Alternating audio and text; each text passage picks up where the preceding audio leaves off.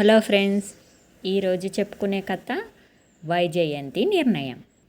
వినుకొండ రాజు నరేంద్రుడి ఏకైక కుమార్తె వైజయంతి. బాల్యంలోనే తల్లిని కోల్పోయిన ఆమెను తండ్రి అల్లారుముద్దుగా పెంచి రాజవిద్యలన్నీ నేర్పించాడు. యుక్త వయస్కురాలైన వైజయంతిని చక్కని రాజకుమారుడికిచ్చి త్వరలో వివాహం జరిపించే ఆలోచనలో ఉన్నాడు నరేంద్రుడు. వైజయంతి ఒకనాడు తన చెలికత్తెలతో కలిసి తూర్పు కొండ మీది రాజేశ్వరి దేవి ఆలయానికి వెళ్ళింది.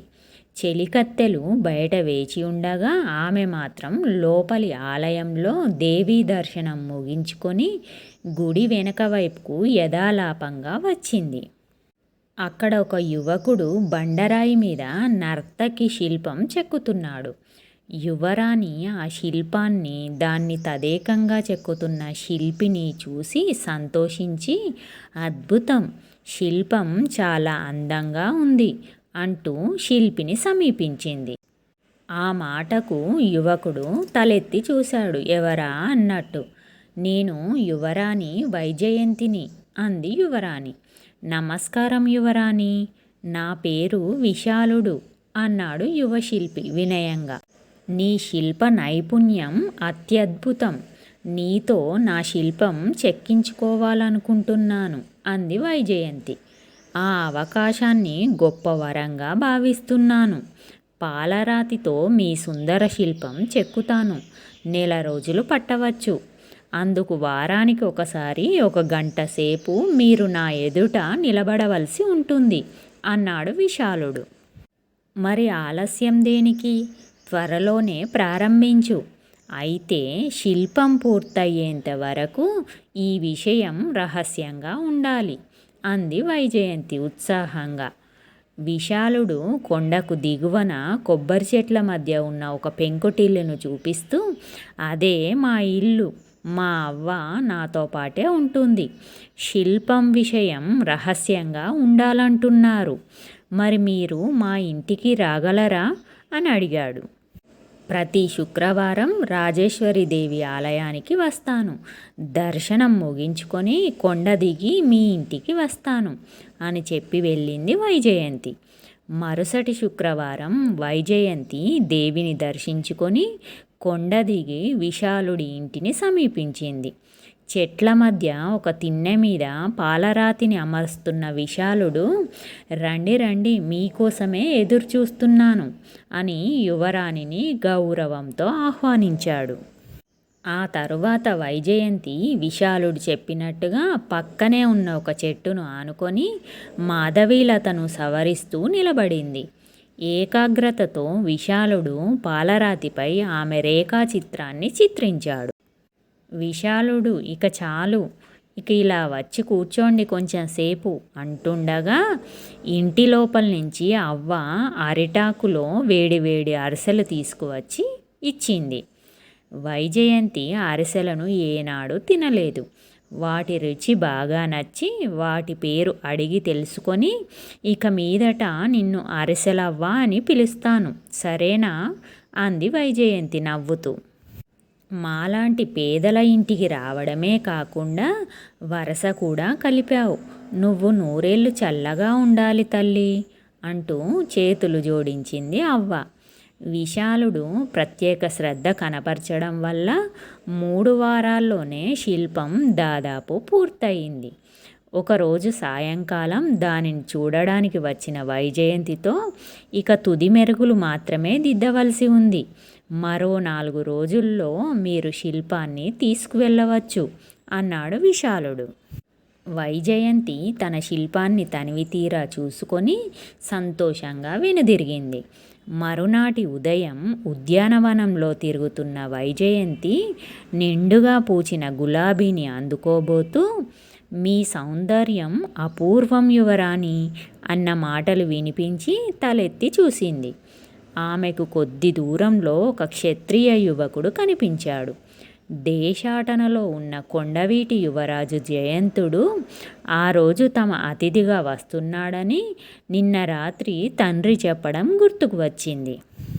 మీరు మా అతిథిగా రావడం మాకెంతో సంతోషం కలిగించింది అంటూ వైజయంతి దూరంగా ఉన్న తోటమాలిని పిలిచి జయంతుడికి ఉద్యానవనమంతా చూపించమని చెప్పి తన అంతఃపురంలోకి వెళ్ళిపోయింది.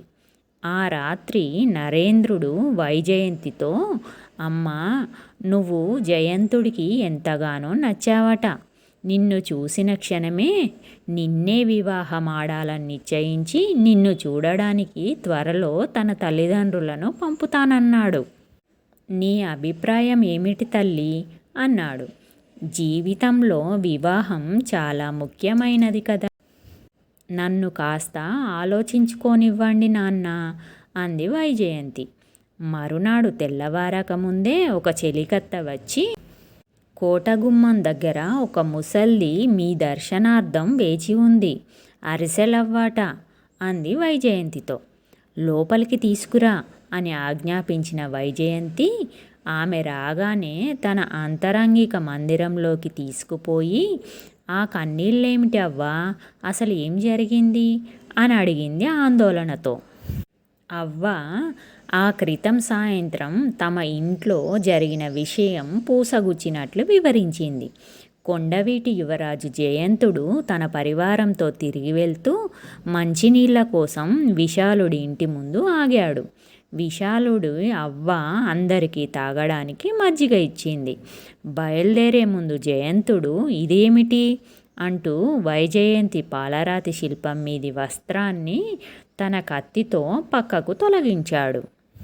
అతి మనోహరంగా ఉన్న వైజయంతి శిల్పాన్ని చూడగానే జయంతుడు ఆగ్రహంతో, ఈ జయంతుడికి కాబోయే భార్య శిల్పాన్ని ఇక్కడ ఉంచుకోవడానికి ఎంత ధైర్యం, నా హృదయపీఠంపై కొలువుండే యువరాణి శిల్పాన్ని ఇక్కడ నిలబెట్టిన ద్రోహి ఎవరు అని గద్దించి అడిగాడు. ఆ శిల్పాన్ని నేనే చెక్కాను అన్నాడు విశాలుడు వినయంగా. ఎలా చెక్కావు?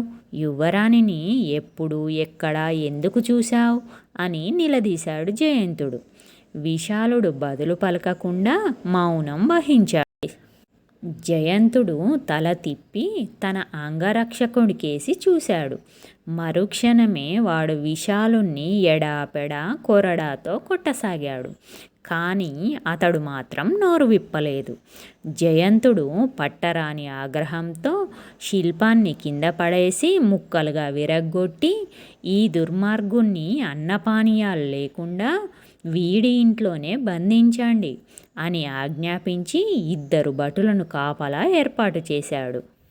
కాళ్ళ మీద పడి అవ్వ ఎంత వేడుకున్నా పట్టించుకోకుండా కాలితోనే ఆమెను పక్కకు తోసి గుర్రమెక్కి వెళ్ళిపోయాడు.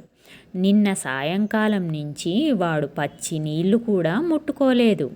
మీరే వాణ్ణి కాపాడాలి అంటూ వైజయంతికి చేతులెత్తి మొక్కింది అవ్వ.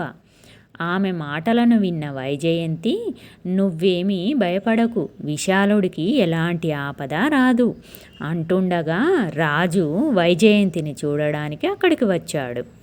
వైజయంతి తండ్రికి జరిగిందంతా వివరించి, మీకు తెలియకుండా నా శిల్పం చెక్కించుకున్నందుకు నన్ను క్షమించండి.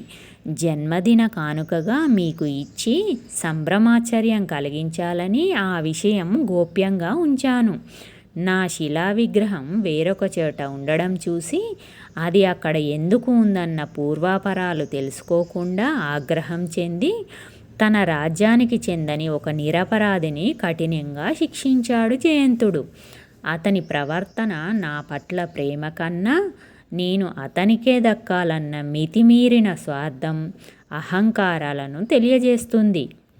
ఇక విశాలుడు శిల్పం చెక్కే విషయం రహస్యంగా ఉంచాలని చెప్పిన నా మీది గౌరవం కొద్దీ ప్రాణం మీదికి వచ్చినా పెదవి విప్పలేదు.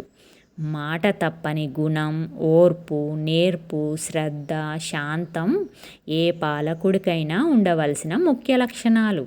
అవన్నీ విశాలుడిలో ఉన్నాయి.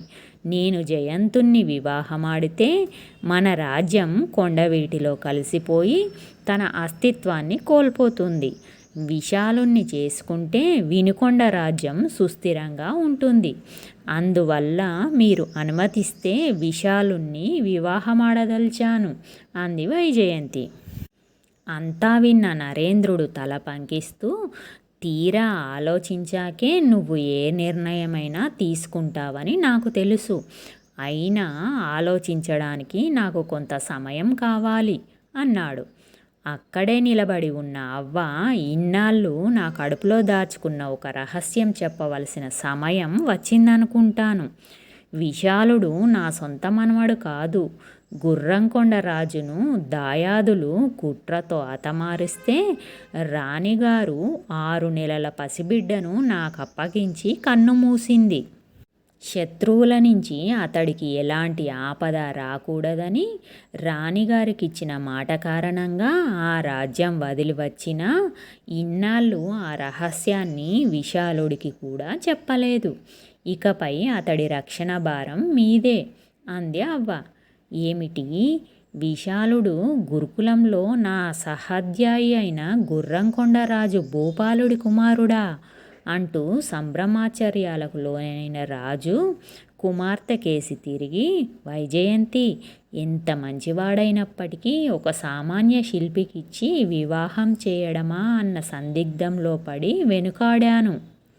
ఇప్పుడతడు సకల సద్గుణ సంపన్నుడైన నా బాల్యమిత్రుడి కుమారుడని తెలిసిపోయింది. ఇంకేం, నిరభ్యంతరంగా నీకు నచ్చిన విశాలుణ్ణి పరిణయమాడవచ్చు అన్నాడు రాజు. వైజయంతి ఆప్యాయంగా తండ్రిని చూస్తూ మందహాసం చేసింది. ఇది ఫ్రెండ్స్ ఈరోజు కథ. కథ నచ్చితే లైక్ చేయండి, కామెంట్ చేయండి, సబ్స్క్రైబ్ చేసుకోండి.